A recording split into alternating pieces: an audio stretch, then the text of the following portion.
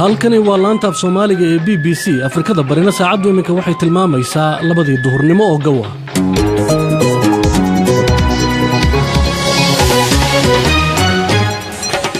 jimcaha wanaagsan khiyaarta wada naga dhageysanaysay waa duhurnimo jimcaha 20 bisha April qodobada barnaamijka maanta aan idinku haynana waxa kamid ah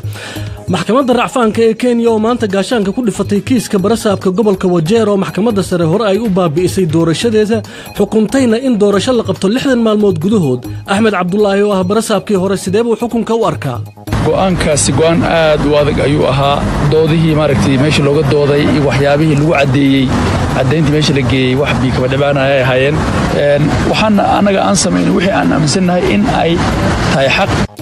barnaamijka waxa kale oo aan idinku haynaa daraasad ay jaamacadda Cambridge ka sameysay dalal Afrikaan oo Soomaaliyana ay ku jirto si wax looga ogaado arrimaha dib u heshiisiinta iyo qaababka looga gudbi karo dhibabkii dhacay madaxweynaha Koonfur Afrika degdeg uga soo laabtay shirka barwaaqo sooranka ee London si uu xalliyo shaqooyin dalkiisa ka aloosan wararka ciyaarahana waxaan idinku haynaa Arsene Wenger oo shaaca ka qaaday inuu Arsenal ka tagayo dhamaadka xilli ciyaareedkan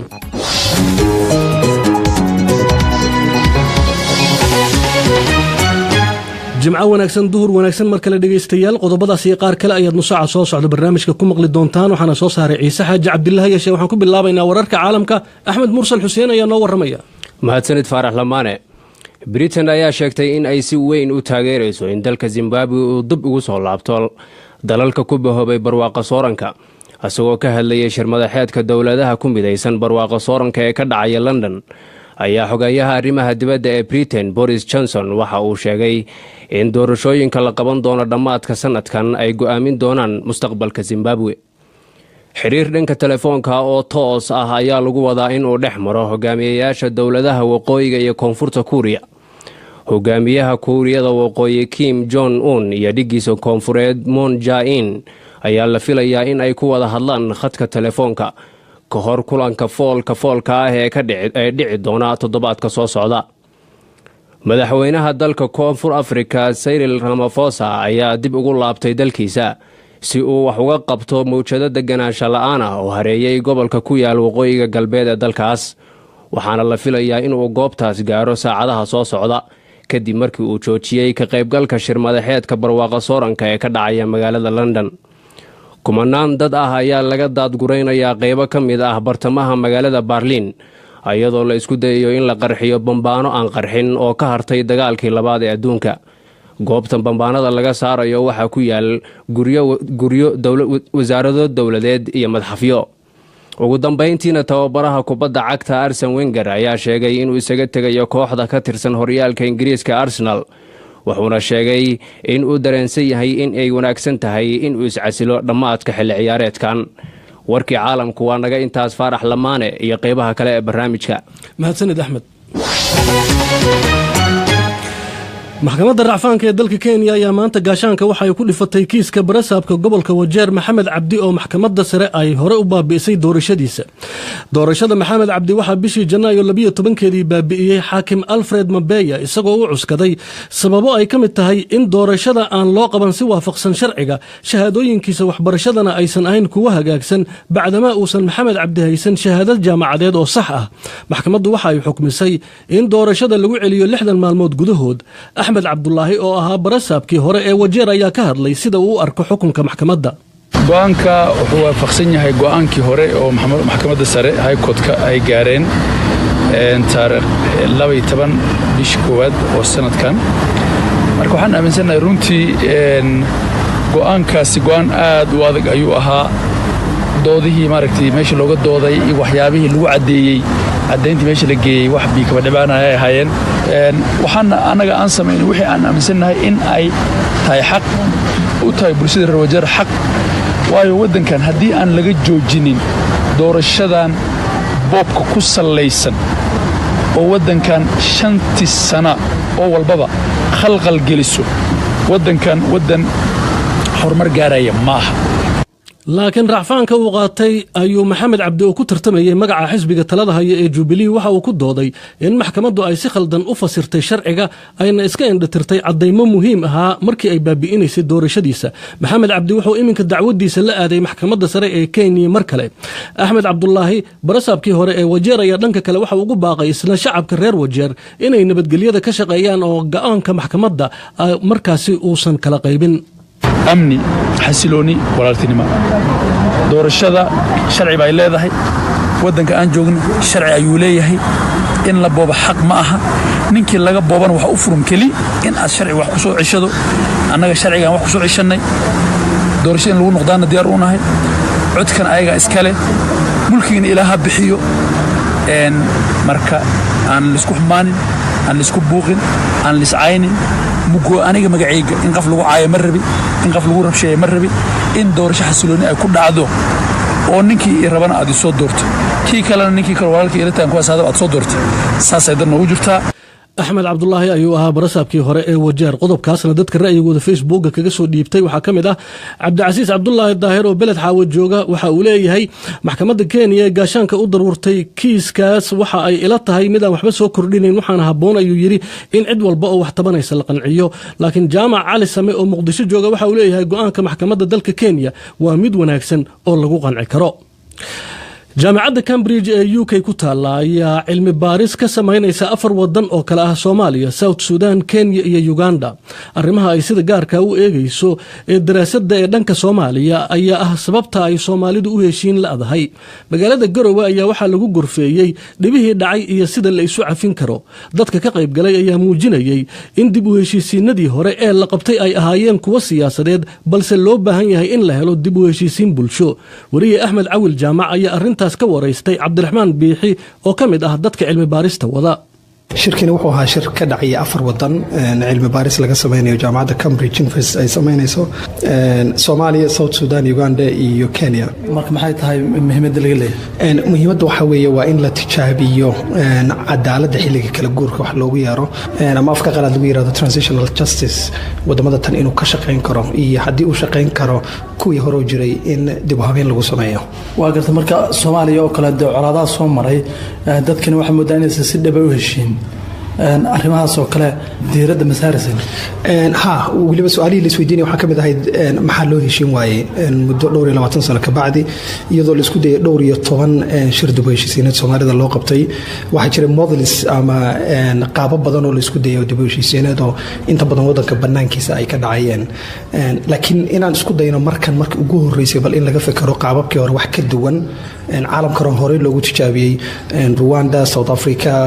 Yugoslavia burburtay, Argentina iyo Cambodia wax lamid ah. marka wadamadaas in la soo qaato casharadii laga bartay oo Soomaaliya bal markan la tijaabiyay inay suurtagal tahay model kale cusub oo dib u heshiisiin bulsho ah weliba aan siyaasadeed ahayn. marka inta hadda xog aruurinta aad ku jirtay maxaa ku soo baxayay dadka doodooda sidee kula ahayd? dabcan waxay soo baxaysay dadku inta badan inay ka midaysanaayeen wixii hore loo qabanayay inay ahaayeen dib u heshiisiin siyaasadeed haddana loo baahan yahay dib u heshiisiin bulsho oo ku dhisan iscafin iyo tanaasul iyo isla xisaabtan. programkan transitional justice wuxuu isku darayaa wax la yiraahdo restorative oo ah iscafintii bulshada iyo dib u heshiisiintii bulsho iyo retributive wax la yiraahdo oo ah nidaamkii maxkamadaha iyo shuruucda caalamiga ah. marka labadaas sidee baan anagu ugu dabaqi karnaa oo ugu dari karnaa xeerkeena Soomaaliga ee soo jireenka ka bacdina aan ugu soo dhexsaari karnaa nidaam dib u heshiisiin bulsho oo ku dhisan isla xisaabtan iyo iscafin iyo xeerarkii caalamiga ah iyo inaga xeerkeena Soomaaliga ah. Cabdiraxmaan Biixi ayuu ahaa u waramayay Axmed Cawil.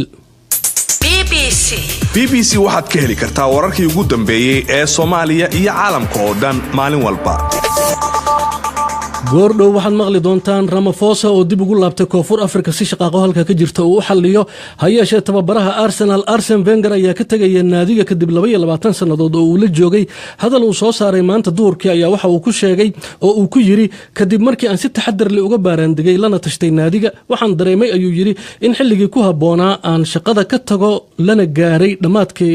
markaasi xilligii aan ka tagi lahaa oo ku beegan xilli ciyaareedka dhamaadkiisa. waxaan ku faraxsanahay buu yiri inaan helay sharaf dhabta ah inaan u adeego naadiga sanado badan oo xusuus leh waxaanan doonayaa inaan u mahadceliyo ayuu yidhi shaqaalaha ciyaartooyda agaasimayaasha iyo taageerayaasha oo naadigan ka dhigay mid gaar ah. Wenger waxa uu ka tegayaa naadiga oo kaalinta lixaad kaga jira kala horeynta horyaalka seegayna 4 kaalimood ee ugu horeeya ee looga qayb galo ciyaaraha Champions League. Intii uu kooxda la joogay waxa ay ku guuleysatay 3 ka mid ah horyaalka Premier League iyo 7 ka mid ah koobka FA-ga oo waliba 1998 iyo 2002 ay sanad kasta ku wada guuleysteen horyaalka iyo FA-ga.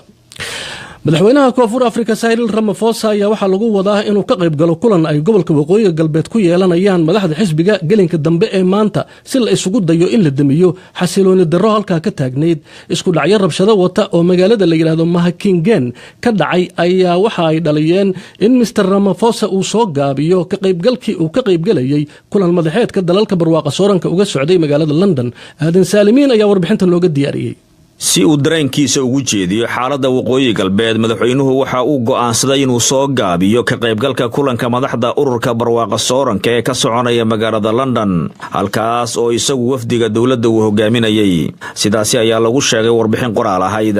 Mahigan waxay xudun u ahayd rabshadihii ugu dambeeyay waxaana la soo warinayaa inay cidla ahayd maalintii shalay kadib markii boob iyo isku dhacyo lala galay booliska ay halkaasi ka dhaceen.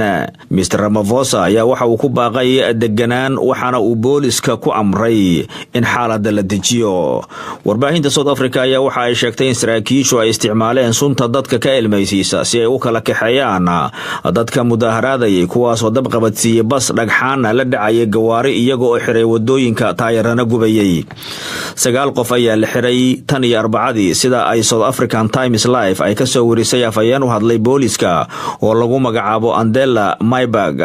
Matola Masheka oo xubinka guddiga fulinta ANC ayaa BBC-da u sheegay in mudaharaadyadu ay baraarug xun ku yihiin hoggaanka xisbiga. waxa ay doonayaan in madaxweyne Ramaphosa uu hogaamiyo dawlad nadiifa. waxa uu dhaxlay tuhun dadka oo qaba in musuqmaasuqu jiro ayuu sheegay Mr Masheka.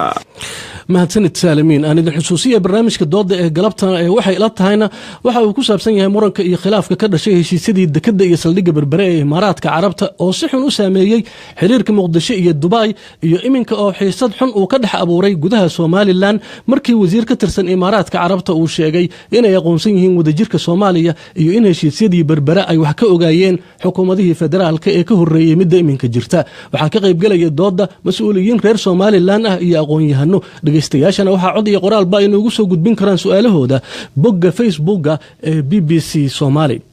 booliska Jarmalka ayaa bilaabay howlgal ay ilaa iyo 10,000 oo qof kaga saarayaan qayb ka mid ah bartamaha magaalada Berlin ka hor inta aanay isku dayin inay kala furfuraan bam aan qarxin oo ah kuwii la adeegsaday xilligii dagaalkii labaad ee adduunka. meelaha dadka laga saarayna waxaa ka mid ah guryo, wasaaradaha dawladda iyo madxafyo. Axmed Mursal Xuseen ayaa nooga waramaya.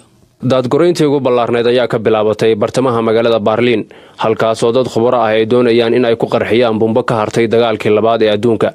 daadguraynta ayaa saameyn ku yeelanaysa dad gaaraya 10,000 oo qof. goobta hawshu ka socota waxaa ku yaal guryo, wasaarado dawladeed iyo madxafyo.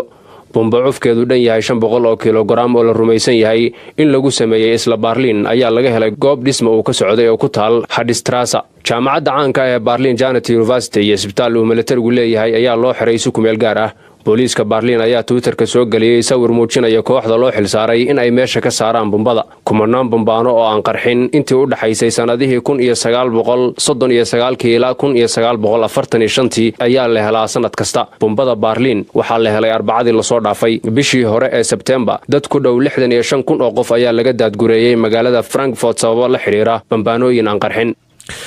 axmed mursal aad ayuu u mahadsan yahay. dib haddaan ugu laabto wararka ciyaaraha iyo sheekadii Arsene Wenger, nin kale saamiga ugu badan ee kooxda Arsenal oo la yiraahdo Stan Kroenke ayaa isla hadlay. waxa uu yiri tani waa mid kamid ah maalmihii ugu adkaa ee na soo mara intii aan ciyaaraha ku jirnay. muddadii aadka u dheereed ee uu nala joogay Wenger iyo halkii ugu sarreysay ee aanu gaarnay intaas oo si joogta waliba aan ugu jirnay ciyaaraha. waxa uu yiri wax la gaari karo ma aha. isla ciyaaraha Premier League haddii aanu eegno, Burnley xalay garoonkeeda gurigeeda ayaa looga badiyey, Chelsea ayaa 2-1 uga badisay. Leicesterna waxaa barbaro eber iyo eber ah ay isla dhaafi waayeen kooxdii martida u ahayd ee uga timid koonfurta Ingiriiska ee Southampton. Dhinaca iyo La Ligaha ee wadanka Spain horyaalka halka laga ciyaaro, caawa ciyaar ayaa jirta, waxaa fooda isdari doona Leganes oo marti gelinaysa kooxda Deportivo La Coruña. ciyaarahaas iyo natiijooyinkoodana waxa aad markaasi kala socon doontaan haddii uu eebba idmo idaacadeheena, iyada oo wararkii markaasi aan halkan idinkaga tabinay iyo wixii akhbaaraad ah mar walba aad si joogtaa ugala xiriiri kartaan barta internetka ee bbcsomali.com iyo bogga aanu facebookga ku leenahay. markana dhegaystayaal ku soo dhowaada barnaamijkii toddobaadlaha ahaa ee waayaha nolosha. shacbiga oo xurmeeya kulanti waxaan dhegaystayaal waxaan ahay cabdilaahi jaamac. kusoo dhowaada barnaamijka waayaha nolosha iyo toddobaadkan qodobka aannu ku eegaynana waxa weeye miyay habboon tahay in waxqabadyadii laga filayey hay-adaha dawladdu inay qabtaan loo wareejiyo shirkado gaar ah. burburkii sannadkii ku yimid dowladdii Soomaaliya waxaa bulshada ku dhacday in dhammaan adeegyadii ay uga barteen in dawladu u qabato inay gacanta u galeen dad shacab ah oo ganacsi u beddelay adeegyadii dawladdu qaban jirtay. kasoo kabashada burburka oo weli lagu raad joogo ayaanay ilaa iyo hadda u suurtagelin dawladaha iyo maamulada jira in ay weli gacantooda ku soo celiyaan inta badan adeegyadii dawladuhu qaban jireen. qodobkan oo barnaamijku ku saabsan yahay martida ka qaybgalaysaa waxay kala joogaan magaalooyinka Gaalkacyo iyo Muqdisho. ku horeeyo martida magaalada Muqdisho joogta Aamina Ladan Axmed ayaa soo diyaarisay qaybtan. doodan waxaa igala qayb galaya Professor Maxamed Xasan Doob oo ka mid ah ururada bulshada rayidka magaalada Muqdisho ahna waaye arag u soo joogay xilligii barisamaadkii, iyo Farxiye Muxiidiin Yuusuf oo loo yaqaan Farxiye lama filaan oo ka mid ah dadka u ololeeya arrimaha bulshada. labadiinaba ku soo dhowaada barnaamijka waayaha nolosha ee BBC-da. waxaan ku hormarayaa oo aan siinayaa Professor Maxamed Xasan Doob. Professor anaga dhageystayaasha dib noo xusuusi xilligii barisamaadka dawladii jirtay, sidee u maamuleysay adeegyada dadka sida biyaha, waxbarashada, caafimaadka iyo korontada? runtii dawladii hore dalka ka tagtay dhammaan adeegyada bulshada ayaa qaban jirtay. adeegaas bulshadu hadduu ahaan lahaa amniga, arrimaha cadaaladda, arrimaha caafimaadka, arrimaha waxbarashada, samaynta wadooyinka ama dayactirka, eeraboorada, arrimaha caafimaadka iyo faydhowrka, iyo adeega biyaha, adeega korontada, adeega isgaarsiinta, dhammaan waxaasoo dhan waxaa si hufan oo aad iyo aad qiimuhuna u jaban yahay u qaban jirtay dawladda. dadka ma lacag baa laga qaadi jiray mise lacag la'aan bay dawladdu ugu qaban jirtay? runtii biyaha iyo korontada ayaa waxaa la qaadi jiray lacag aad u yar. inta kaloon kuu sheegayna free ayay ahayd, waa si lacag la'aana. Professor, miyay habboon tahay in shirkado gaar ah ay bulshada adeegyadaasi u qabtaan oo dawladda aanay qaban? ma habboona, laakiin waxaan isleeyahay daruufo qaasa ayaa keenay. mar haddii dawladdii dalka ay ka burburtay, dawlad la'aan noqday, waxay qasab ku noqotay dadka waxgaradka ah Soomaaliyeed meeshii dawladdu ka baxday inay buuxiyaan ayaa lagama maarmaan noqotay. laakiin Professor, inkastoo shirkadahani ay howlo muhiim ah bulshada u hayaan, haddana waxay saartaan adeegyada faa'iidooyin ka badan intii laga rabay, arrintaasoo dhibaato ku ah shacabka danyarta. marka ka waran arrimaha? waxay u baahan yihiin haddii hadda dawladdu timid in dawladdu dadkaas mu'asasooyin u samaysa la xisaabtama. yacni shirkadaha private-ka maxaa looga ilaaliyo adeega guud ee bulshada? maxaa dawladda loogu dhiibay inuusan qofku ku takrifalin adeega guud ee bulshada, wuxuu raba inuusan dadka ka qaadan? waa mahadsantahay Professor Doob. dib aan kugu soo laabanaya, waxaan siinayaa Farxiye Muxiidiin Yuusuf, Farxiye lama filaan oo iyadna dooda nagala qayb galaysa. Farxiyo, waad maqlaysay Professorka wax badan u iftiimiyey, dhalinyarada hadda soo baxdana waa tahay oo dawladda aan weligoodba arkin. arrintan maxaad kala socotaa? runtii Professorka wax badan ayuu ka dhawaajiyey. waxaan ka mid ahay dadkii 90kii wixii ka dambeeyey dhashay. ra'yi ahaan anigu waxaan isleeyahay kulli tan baan ka sheekay karaa xaaladda markaan aan ku jirno. runtii waa xaalad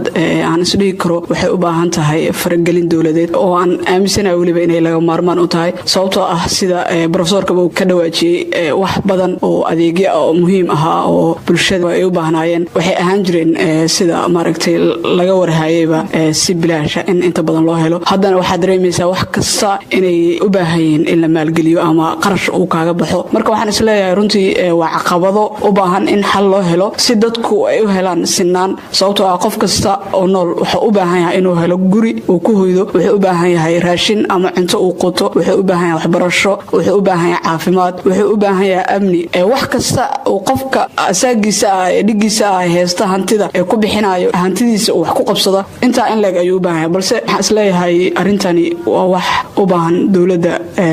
maanta dhisan in wax badan ay ka qabato adduunka waxa dadka lagu kala celiyo waa nidaam haddii uusan nidaam jirin dabcan qof walba hadduusan ilaahay ka cabsanin wuxuu doonuu sameynaya marka anugu ma dhaliilaayo inkastoo aan leeyahay waxaa laga rabay inay intaa ka dhimriyaan oo dadka u naxariistaan oo dowlad la-aanta aysan uga faa'iidaysan haddana waxaan aaminsanahay inay door muhiima ka qaateen waa mahadsantaa farxiyo dib aan kugu soo laabanayaa brofesore saameyn intee leeg ayay arrimahan ku leeyihiin bulshada in dowladdii adeegii laga rabay dadka inay u qabato aysan u qaban oo dad gaara ay qabtaan arrintaani saamaynay leedahay saamayn bulshana way leedahay saamayn dhaqaalena way leedahay saamayn dhaqaalay leedahay oo dadku waxay rabaan inay helaan adeeg jaban oo iibsan karaan saamayn bulshana way leedahay oo bulshada iyo dowladda xiriirka ka dhaxeeya waa adeega guud oo si hufan loo qabto haddii marba adeega laga dhantaalay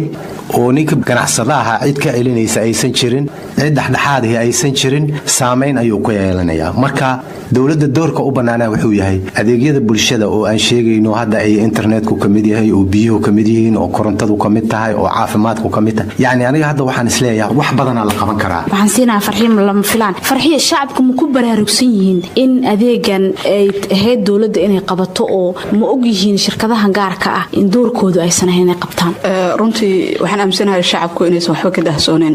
weliba dadkii dowladnimada u soo joogay wax badan oo way dareensan yihiin ku aadan in hawshaani ay tahay howl dowladdu ay leedahay balse su-aasha isweydiinta mudana waxay tahay dowladdu iyadu markaan ma awoodi kartaa in waxaasoo howl ah ay dusha u ridato aad bay u mahadsan yihiin martidaasi magaalada muqdisho joogtay iyo wariye aamina ladan oo halkaasi kaga soo qabatay qodobkan waynu sii eegi doonaa balse marka hore aan eego dhinaca facebooka dhegaystayaasha barnaamijka halkaasi kala socda qodobkan bal wixii ayana aragti ay nagu soo darsadeen waataan muna maxamuud dayib idigaa caydiid oo jooga magaalada hargeysa waxa uu yidhi adeegyada laga sugayo laamaha dowladda in lagu wareejiyo shirkado gaar ah waxaan u arkaa arrin khalad ah waxaanay caddaynaysaa buu yidhi xil gudasho la'aan soo waajahday hay-adaha dawliga ah oo shaqadii loo igmaday cid kale ku wareejinaya aad bay u mahadsan tahay muna iyo dhegaystayaasha tirada badan leh ay nooga soo xushay wararkii ugu dambeeyey waxaad ka dhegaysan kartaa laanta afka soomaaliga ee BBC ama waxaad ka akhrisan kartaa bbcsomali.com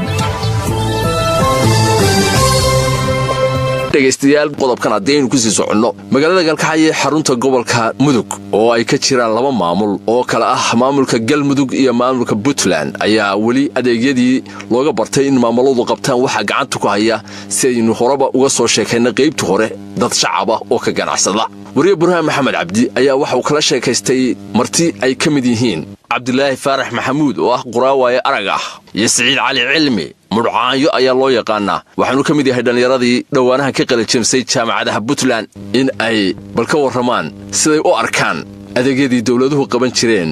iyo haatan xaaladdu sida ay tahay waxaana hadalka ku bilaabmayaa siciid cali cilmi mudcaanyo waxaan u arkaa inay mataqaanaa dowladdu ay gabtay mas-uuliyaddii ay lahayd sida wasaaradda waxbarashada oo dugsiyadii sare ama waxaweye jaamacaadkii dowladdu lahayd ay gacanta ku hayaan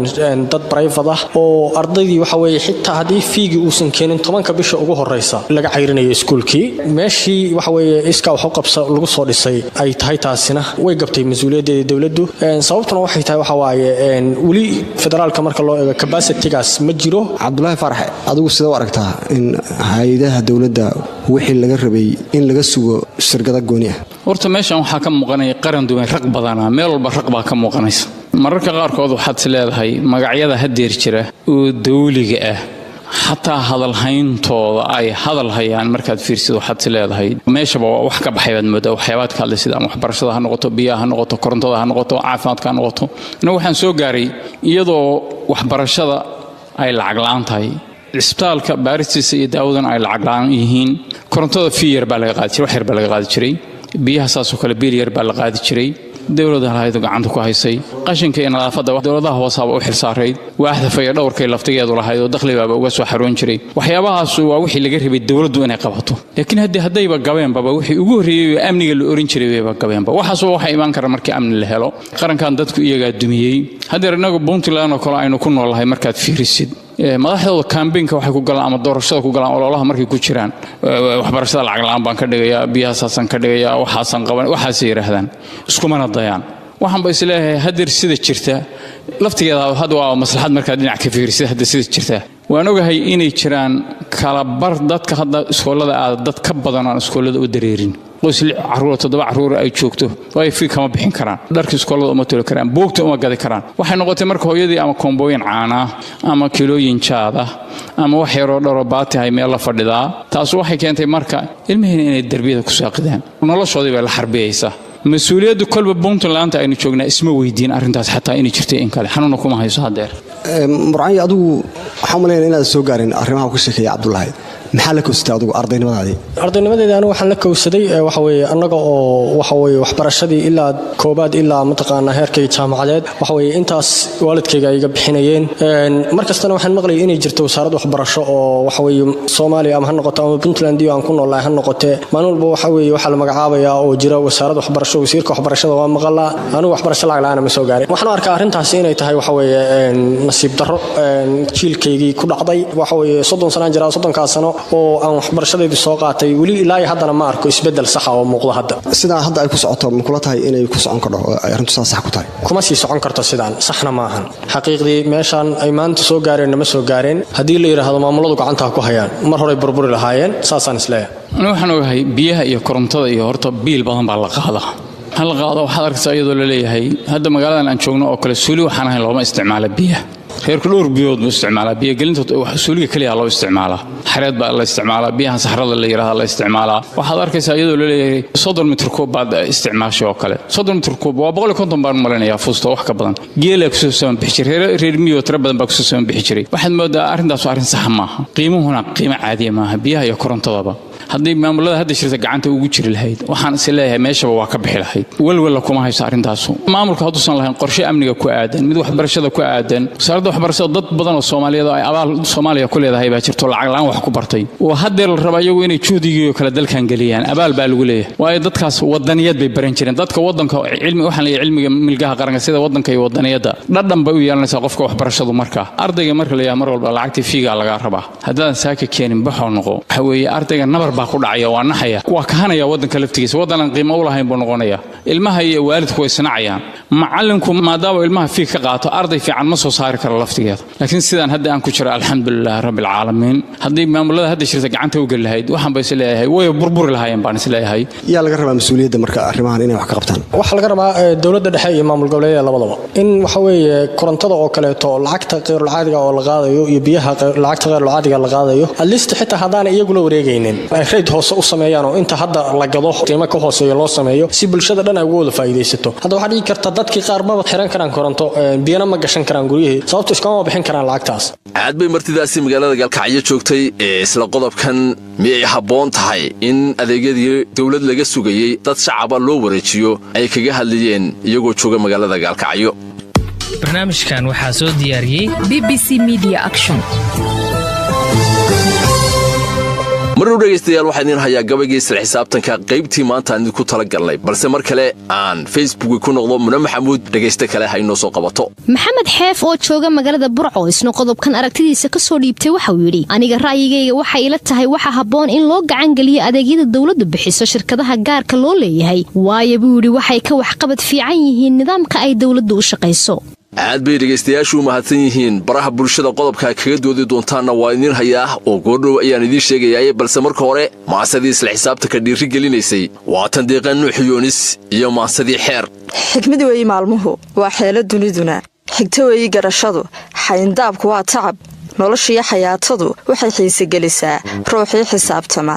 insaanku xoolaha xurmo kama mudnaadeen xaqna kama lahaadeen haddii uu xis iyo maan rabbi xulasho siin lahaa ummadii xilgudashada cidu xaakimkeen faray haddii aad xergaariyo u taqaan xubnaha sare xildhibaanku waa adigaa xareediyo xoorkaaga dhami karaa qarankana xariiriyo xor adaa ka dhigi karaa adigaa xafidi karaa noloshana xasilin karaa haddii aad xasaradiyo xintankeeda badisana adigaa xanibi karaa markay tala xumaatee xalku kaa fogaadana adigaan xamili karin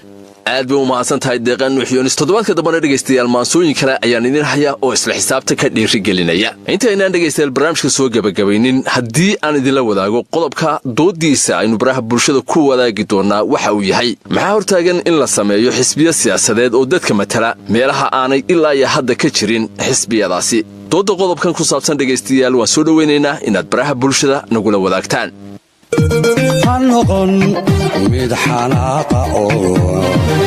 toddobaadkan dhegaystayaal barnaamijkeeni waayaha noloshu intaasi haynoo joogo toddobaadka dambe haddii eebba idmo barnaamijka lamida intaynu mar kale hawada isugu dhan doonno waa cabdilaahi jaamaciye safiya cali yuusuf oo idinku dhaafi doona sidaa iyo dhawaad xilka ku igmaday xisaabtanka ay rabaan si xore ula qaado hagaag dhegaystayaal barnaamijka inta aan kaga gudubno wararka caalamkana waxaa ugu waaweynaa Britain oo sheegtay inay si adag u taageerayso in Zimbabwe ay dib ugu soo noqoto barwaaqa sooranka khad taleefan oo toos ah ayaa la furay kaasoo u dhaxeeya hogaamiyayaasha waqooyiga iyo koonfurta Kuuriya iyada oo diyaargarow loogu jiro in shir muhiim ah uu dhaco toddobaadka soo socda kooxda gooni goosatada gobolka Basque ee Etel la yiraahdana afis waxay ka dalbadeen dadka aan waxba galabsan ee uu qabsaday dagaalkii hubaysnaa ee ay la galeen Spain idaacadeeni duhurnimada dhegaystayaal inta ayay ku dhantahay waa noo galabta haddii uu eebba idma 5 galabnimo inta ka horeysana sida ayuu nabadgelyo